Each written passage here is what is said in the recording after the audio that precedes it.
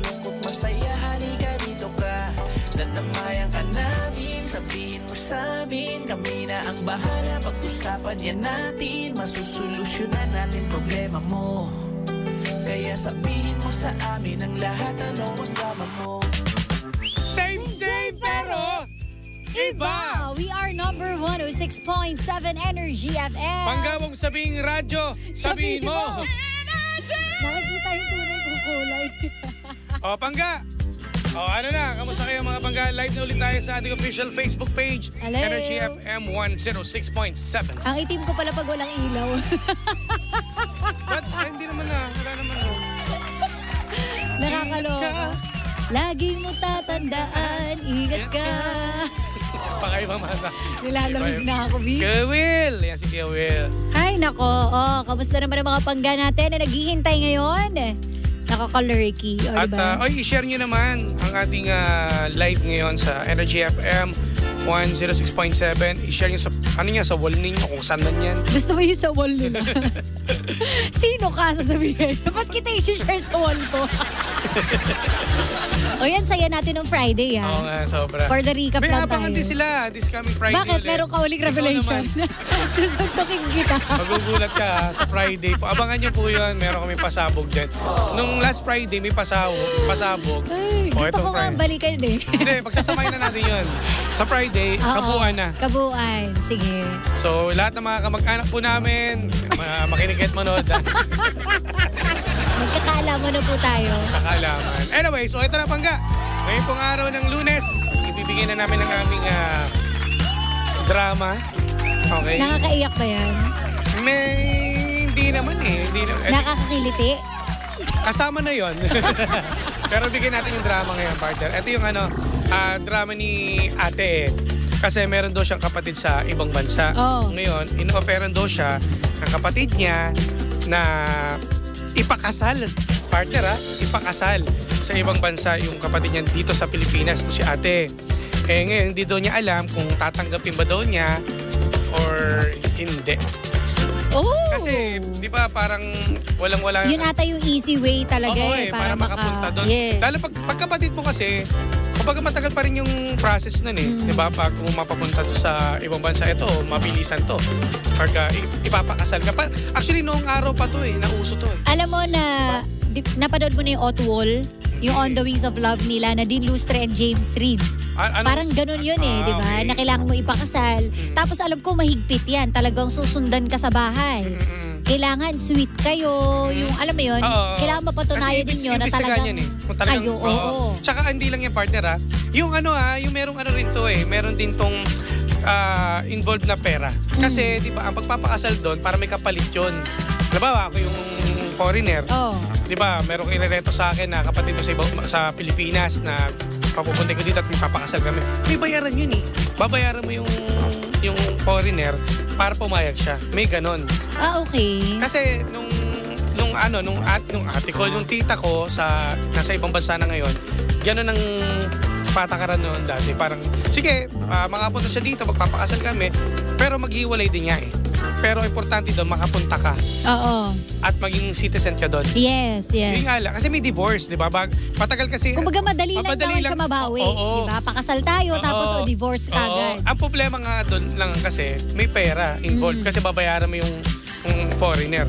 And siguro, meron ding iba na nagkatuluyan na talaga. May mga nagka-inlaban. Merong happy ending. Kasi nga, di ba, sabi mo, na mag-ano talaga eh, magsasama kayo Sama kayo sa isang bahay. Kasi syempre, alam naman, magpakasal kayo, tapos magkaiwalay kayo. Yes. Hindi pa pwede ganun. Kumbaga, kailangan matunayan nyo na mag-asawa talaga kayo. Nasa isang bubong kayo. Correct. Kung ikaw partner gano'n, halimbawa, wala mo ng dyanong inoferan ka ng kapatid mo, halimbawa, nandun si Iya, nandun. Ikaw, walang-wala na dito, hirap na hirap ka na sa buhay. Ngayon, inoferan ka na ganito.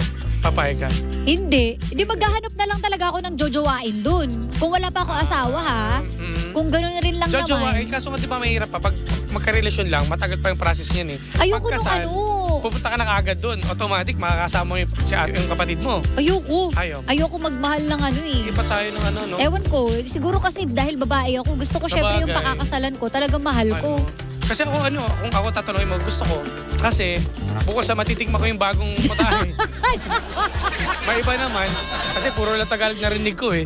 Yung English naman. Gusto mo iba naman? Oo. Kasi dati napapanood ko lang magagawa ko na. Pero yun nga, malakas ang loob ko kasi nga may divorce. Pagdating doon, sama lang kayo, nasa sayo kung nagkagustuhan tinali kayo. ka. Kung masarap naman, wala problema. Kung masarap naman, wala problema eh. Kaso nga lang, ang mahirap kasi doon, kung sino mag-sponsor. Ayun lang. Halimbawa, sabihin ng kapatid mo, pero pera mo, gagastos ka para irereto ka dito sa kaibigan kong kano. O kana, ganyan. Kasi may bayad dyan eh. Nabayaran mo. Tapos ngayon, pag-iwalay kayo, bayad si kano, pero ikaw masaya ka, nandun ka na eh. Kasal ka at Meron akong klase na ganyan. Na ganyan nangyari? Oo. Kamusta nagkatuluyan sila? Ang lungkot kasi ang nangyari, nagkatuluyan sila nung Amerikano. Iniwan yung tunay na pamilya. So may asawa siya dito? May asawa dito, nagpakasal lang talaga iba doon. pala yun. Ibang usapan yan. May mga iba palang gumagawa ng ganyan. Oo, ang lungkot nun konsensya yan. Partner, may dala-dala mo yan. Pero aware din yung asawa. Alam nung asawa. Kasi usapan nila, niya, may divorce kasi. Oo, usapan nila, magdidiborsyo din kayo pagkatapos yung ikasal. Kaso hindi Kaso nangyari. 50-50, di ba? Gaya nga nasabi niyo kayo mga babae, di ba? Sa yung partner kapag once na merong ganito nangyari na in love kayo. Iba, diba? oo. Hindi naman ang babae kasi hindi yan basta makikipag-tsuktsakan lang eh. Ang tanong ko lang may ba? feelings involved. Hindi, ang tanong ko lang, pag ganun ba, sa mga nakakanood sa atin, ganun ba yun? Halimbawa, di ba, nagkasundo kayo, papakasal ka doon sa ibang bansa. Meron talagang kasama ba yun? Yung tsuktsak?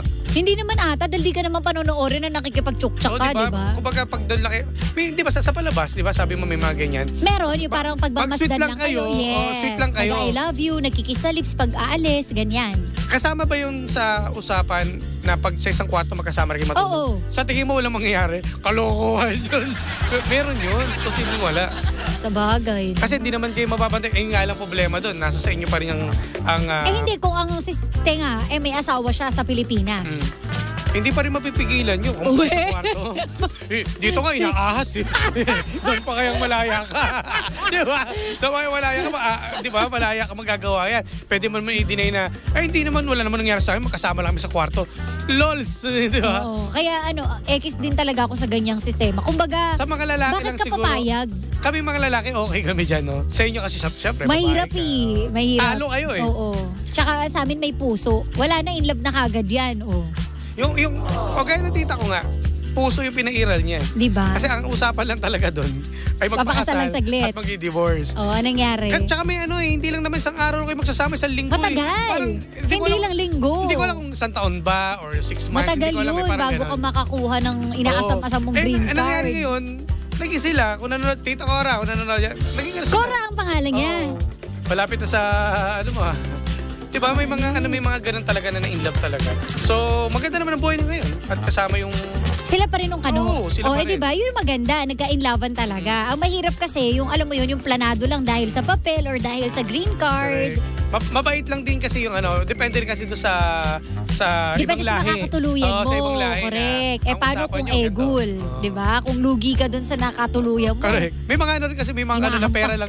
May mga kasi, may mga rin kasi na merong gusto pera lang talaga. Oo.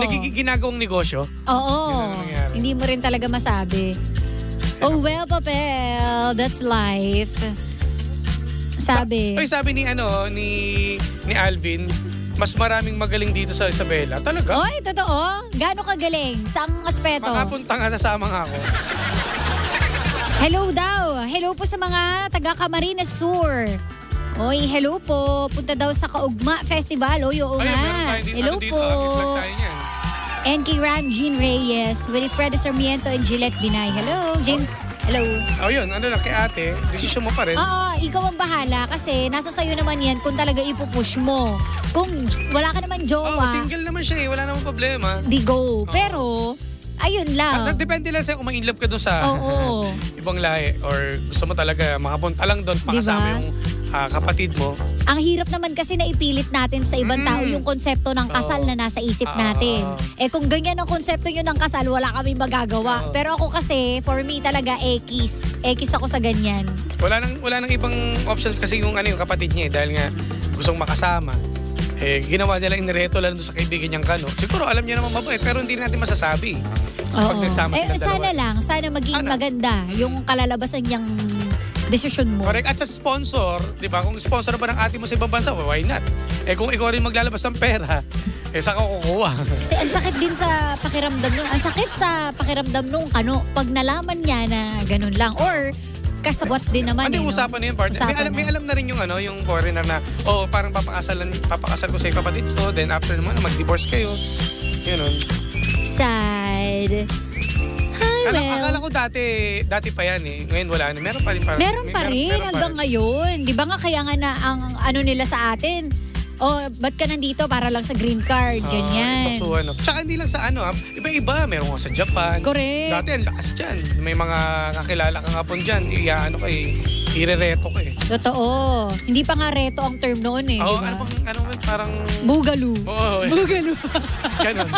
Ngayon, kapag sinabi mo kasi ngayon niya, parang very 90s. Iba na, yes. Wala nang bugaloo ngayon, di ba? Ano na ngayon? Rekta na. Yan ate, decision mo yan. Yun lang naman ang niya. Ang drama niya. Basta, at pag-isipan mo. Good luck. Tama. Good luck sa decision B, ha?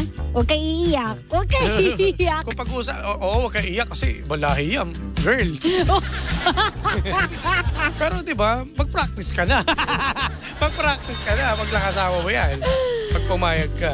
Hello po sa mga taga Malabon and sa mga taga Iloilo. Hello po. Kay Rohan Pasig City. Hello. Si Sender Tikyo. Ayan, hello po sa inyo. At nako, yung mga taga pala, no?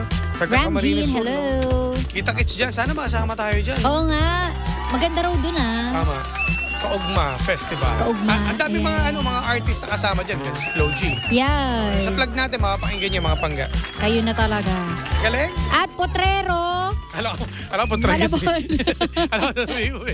Malapit na rin. At sa lahat din ng mga pangga po natin nakatutok dyan kay Esmond. Hello. Ramos. Hello daw. Regular daw siya. Ay, grabe naman, Esmond. Ang taray ng regular. Parang lakas maka-customer. Bigyan natin to ng discount. Salamat, Esmond. Yan sa inyo pagbate. Alright. At dahil dyan, panibagong drama na naman ang hindi natin nasolusyonan pero ating napag-usapan. Kaya masasabi ng Jim si Jan ay, anong drama mo?